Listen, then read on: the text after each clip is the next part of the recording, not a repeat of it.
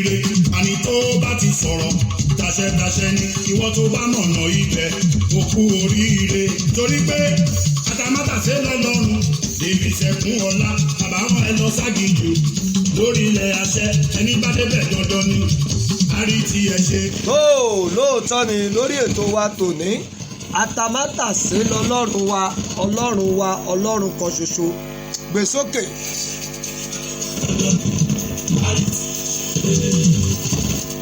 Àníyànbá òwò Yorùbá níyànbá.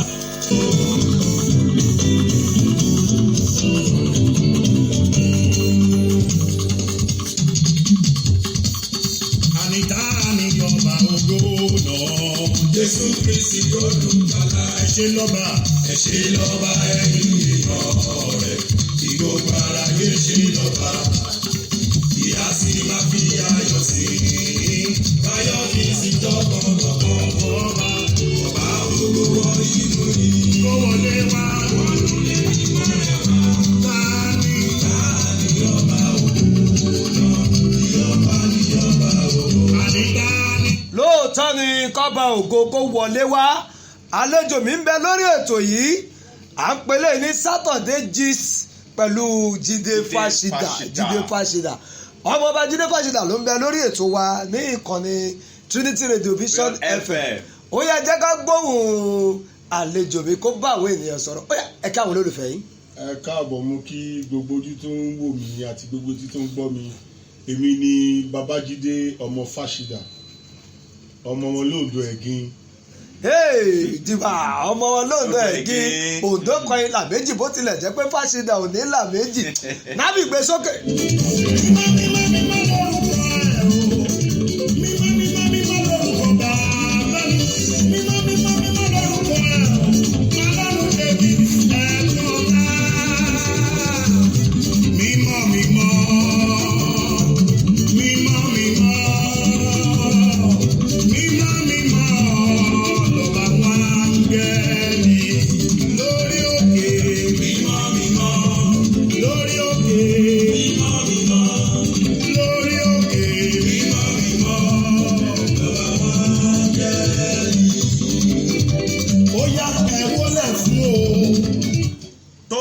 káàbọ̀ lẹ́ẹ̀kan sí lórí ètò wa náà ní lórí ìkànnì Trinity Radio Vision FM ibẹ̀ náà ni àlejò wa ẹ káàbọ̀ sórí ètò lẹ́ẹ̀kan sí.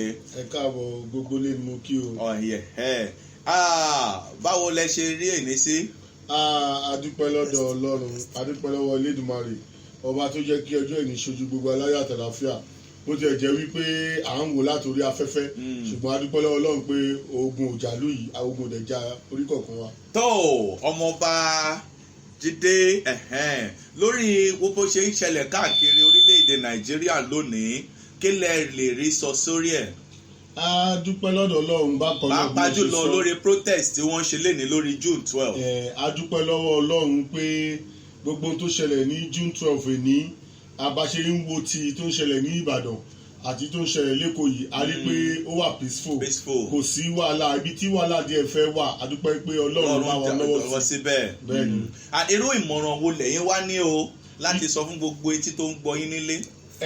ìmọ̀ràn tí mo ní lẹ́ni ọ̀pọ̀ ní ju wípé ká níbẹ̀rù Ọlọ́run ká lè dóde àkókò Ọlọ́run kó má ṣe sí ìjà kó má ṣe sí ìtàjẹ̀sílẹ̀ wípé láìpẹ́ láì jìnnà mọ́ ìní ìgbàgbọ́ wípé ìlú yìí yóò tẹ̀síwájú yóò sì dáa fúnra. tó Saturday Gist náà lẹ ti ń gbọ́ wa lórí ìkànnì Trinity Radio Vision FM wàá tún padà bọ̀ ká sáré dókè lọ́hùn-ún à ń bọ̀.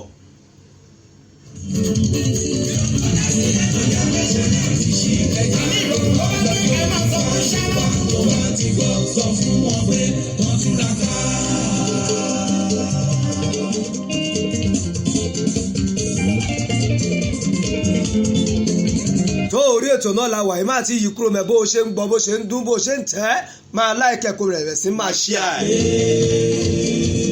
orúkọ tèmi ò yí padà lórí ètò yìí Ambassador Fred Olúògúnfúyè lórúkọ tèmi Saturday Gist with Jídé Fáṣídà. ìgbà funfun lórí omi ò ẹni gbọ́. èyí tó ń pọ̀ yìí látọwọ́ Ṣèyí Michael. àlejò mi kan tún bẹ lórí ètò yìí mò ń bọ̀ mi ò tí ì dárúkọ. orúkọ ìnagijẹ kan wà tó máa ń jẹ́ ìsìlá kan pèèyàn ní àṣàbí àṣàkẹ́ ọ̀ àlàkẹ́. àyẹ̀pọ̀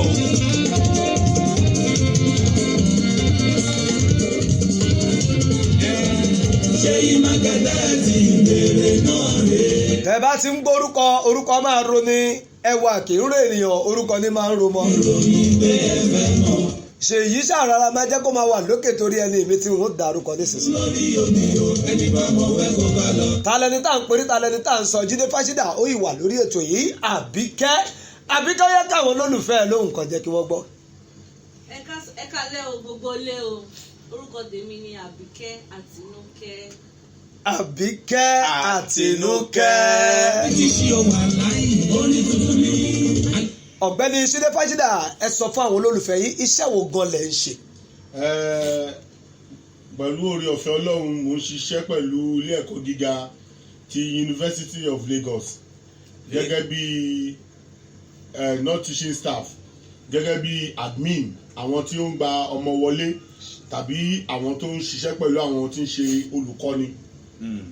àwọn tí ó gba ọmọ wọlé tàbí àwọn tó ń ṣiṣẹ́ pẹ̀lú olùkọ́ni. Jídé Fáṣídà ń bẹ lórí ètò fẹ́yìn tẹ́fẹ́ bá wa dá sórí ètò yìí ẹ pè wá sórí nọ́mbà yìí 081-8616-7225 081-8616-7225. You took me from zero to the hero. Come and see what the Lord has done for me. Na so wonder. Jídé Fáṣídà àti gbọ́rú iṣẹ́ tẹ̀ ń ṣe yàtọ̀ sí iṣẹ́ tẹ̀ ń ṣe gẹ́gẹ́ bí non-teaching staff nílé ẹ̀kọ́ gíga iṣẹ́ mìíràn wò lẹ tún ṣe. Iṣẹ́ mi tí mo tún ṣe ni iṣẹ́ orin kíkọ.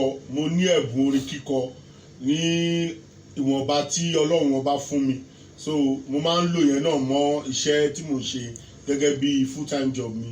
ọmọ Fáṣídà Ìjọbàdé òní gbogbo. gbogbo ẹbí Fáṣídà dà ẹ wá wo ọmọ Fáṣídà lórí ètò yìí Saturday Gist lórí ìkànnì Trinity Radio Vision FM gẹ́gẹ́ bí ẹni tó ń ṣiṣẹ́ orin mọ́ṣẹ́ tó ń ṣe ó yá ẹ gbóhùn sókè pẹ̀lú ohùn orin fáwọn olólùfẹ́ yín tó ń bẹ lé. Mo dúpẹ́ Jésù mo dúpẹ́ o. Pàràrà. Fún oore ọ̀fẹ́ rẹ. Mo dúpẹ́ Kristi mo dúpẹ́ o. Fún oore ọ̀fẹ́ rẹ. Ìrẹ ló tọ́ mi sọ̀nà ìgbàlà. Káyé mi bá lè dára. Mo dúpẹ́ Jésù mo dúpẹ́ o. Fún oore ọ̀fẹ́ rẹ. Ohun lẹ ti gbọ́ lẹ́nu Fáṣídà yóò dùn tó bẹ̀rẹ̀ sí ró kẹ́kẹ́ ọmọ Fáṣídà ilé ìwé èwo lẹ lọ gẹ́gẹ́ bí ẹni tó akọ̀lẹ̀ dédé pé yíwá sórí ètò ká má mọ̀ nípa yín ilé ẹ̀kọ́ gíga wo lẹ lọ.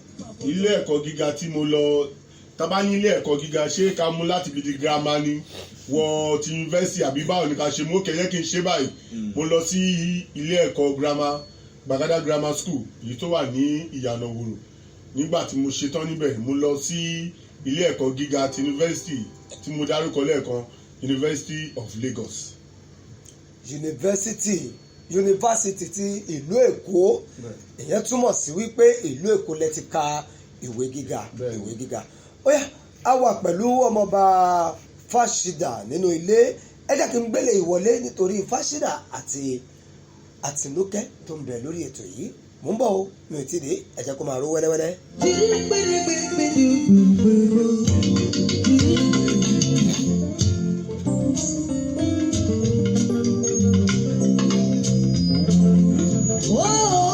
bó ṣe ń ró wẹ́lẹ́wẹ́lẹ́ Fáṣídà lórí ètò yìí lórí Saturday Gist awuyewuye kan wà tó ń lọ lórí ìlà tó ń lọ lórí ẹ̀rọ ayárabíàṣá gẹ́gẹ́ bí olórin a rí gbọ́ wípé arábìnrin kan ìlú mọ̀ọ́ká olórin àgbáyé ni tí gbogbo àmọ̀ sí Tọ́pẹ́ Àlàbí wọ́n sọ̀rọ̀ kan lórí social media lórí Yínká Aláṣeyọrí wípé orin tó kọ yìí kò yẹ kó rí bẹ́ẹ̀ wípé onídùúró tàwọn Ọlọ́run tàwọn ò ń ṣe onídùúró àwọn ṣó yẹ kó rí bẹ́ẹ̀ kí lẹ rí sí ta ló nídùúró àti pórin tí Adéyínká Aláṣeyọrí kọ kí lẹ rí sáàrin o. Lóòótọ́ ló àtolódodo ni mo gbọ́ orin yẹn ní àṣálẹ́ yìí mo gbọ́ láṣálẹ́ yìí mo wá pe ìkan náà ọ̀rẹ́ mi mo wá ń bá sọ̀rọ̀ pé ọ̀rọ̀ yìí máa ní àkíyèsí kẹ ń pé báwo ni akọrin Tọ́pẹ́ Àlàbí máa sọ pé ọlọ́run kì í ṣe onídùúró ènìyàn. Èmi ní ìgbàgbọ́ pé ọlọ́run ni onídùúró, Jésù Kristi lónídùúró ènìyàn. Ṣùgbọ́n ní tá bá gbọ́ nínú orin tí Aláṣeyọrí kọ, ó ní bó bá jẹ́ ènìyàn ló dúró, ó ní wọ́n á sọ̀rọ̀. Ó ní tó bá jẹ́ èèyàn ló dúró, wọ́n á sì règún. Lóòótọ́ ni tí ọlọ́run bá dúró pẹ̀lú ẹ̀dá láyé yìí kò lè sì règún. Ṣùgbọ́n mo rí ọ̀rọ̀ yẹn àti orin yẹn bí wípé ìlara ti fẹ́ máa wọ orin ẹ̀mí yìí. Nítorí wípé kò sí gbogbo ọkàn ènìyàn nígbà tí máa gbọ́ orin yẹn. Tọ́pẹ́ Àlàbí ní láti máa sọ wípé tí a bá ti ń kọ orin yìí lọ, ẹ̀mí Ọlọ́run ó mú ọ̀rọ̀ ẹ̀mí Ọlọ́run wọ̀ wípé ẹ̀mí Ọlọ́run á máa túmọ̀ ọ̀rọ̀. Tó bá ti túmọ̀ ọ̀rọ̀, èmi nígbàgbọ́ wípé tẹ̀mí bá ti ń báyàn sọ̀rọ̀, ohun tẹ̀mí bá ti ń báyàn sọ gangan ni the right thing láti ṣe. Ṣùgbọ́n ọ̀gbẹ́ni Tọ́pẹ́ Àlàbí sọ wípé tí wọ́n bá ń kọrin, òun yóò jókòó, òun á tún digest ẹ̀, òun á tún wò pé ẹ̀mí Ọlọ́run tó kọrin yìí báwo kò ṣe gbé kalẹ̀, òun á tún gbé kalẹ̀ ní ọ̀nà ibòmíì. Ìyẹn ó jẹ́ nǹkan tó yà mí lẹ́nu gidi gan. Èmi rí onídùúró yẹn gangan bíi Jésù Kristi, mo rí onídùúró yẹn gangan bíi Ọlọ́run, ṣùgbọ́n àárín ibẹ̀ yẹn kò fẹ́ yé mi. Tí bá ní kí n béèrè ọ̀gbẹ́ni ọmọọba Jídé Fáṣídà, tí bá ní kí n béèrè lẹ́ẹ̀kan sí, kí là ń pè gan lónídùúró, kí lónídùúró gangan jẹ́? Tó bá sọ wípé à ń pèèyàn ní onídùúró, ìyẹn túmọ̀ sí igi lẹ́yìn ọgbà ènìyàn. Igi lẹ́yìn ọgbà ènìyàn. Bẹ́ẹ̀ ni. Táwa ni igi lẹ́yìn ọgbà tó ń jẹ́ kí ènìyàn fọhùn bí ènìyàn. Òun ni Jésù Kristi, òun ni Ọlọ́run látọwọ́ Ọlọ́run gbàwọ́ Jésù Kristi. Onídùúró mi ẹ ṣeun o, onídùúró mi ẹ ṣeun o, bó ṣe ènìyàn ló dúró ni a ti máa sọ̀rọ̀, bó ṣe ènìyàn ló dúró ni a ti sá lọ, bó ṣe ènìyàn ló dúró ni a ti máa ṣèrègùn. Onídùúró mi ẹ ṣé o. Ẹ ṣé ọmọọba Fáṣídà, ẹ jẹ́ ká tún gbọ́ ilé láti ẹnu Ṣọlá Àlísè.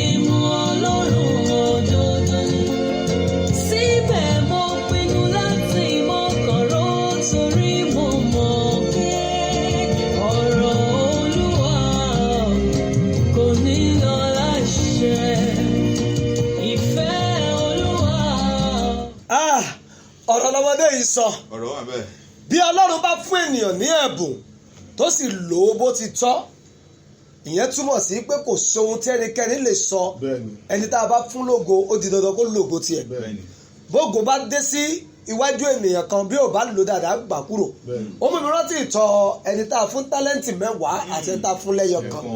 Onítálẹ́ǹtì kan rí tiẹ̀ mọ́lẹ̀ 10 lò dáadáa, a sì tún wá gba ti onítálẹ́ǹtì kan fẹ́ tó ní 10. Ẹ̀bùkẹ́bù tó o bá nílò dáadáa, ẹ jẹ́ ká wọnú ọ̀rọ̀ yìí dáadáa kó yé wa yékéyéké wípé ẹ̀mí Ọlọ́run ló ń bá Adéyínká Aláṣeyọrí rìn, ló ń bá a sọ̀rọ̀. Èmi àbá ní ká jáde kúrò lórí ẹ̀.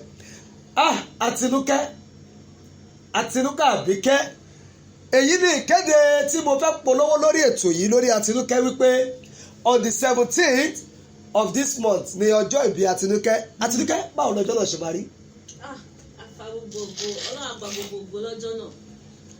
Ọlọ́run á gba gbogbo lọ́jọ́ náà.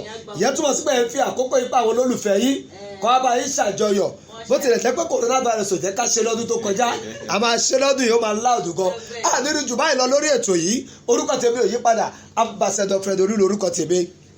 Tó mo kí onílé gbogbo àlejò, ẹ ṣe tẹ́tẹ́ tí sọ alẹ́ ní etí tẹ́fi gbọ́ wa ò ní di. Èmi ọmọ yín náà ní àyànfẹ́ yín Adéwálé Samuel tẹ̀ mọ̀ sí Bishop. Ẹ máa gbọ́ wa lórí ìkànnì Trinity Radio Vision FM. Bàbá Jídé ọmọ Fáṣídà, ẹ ṣe tiẹ̀ wá.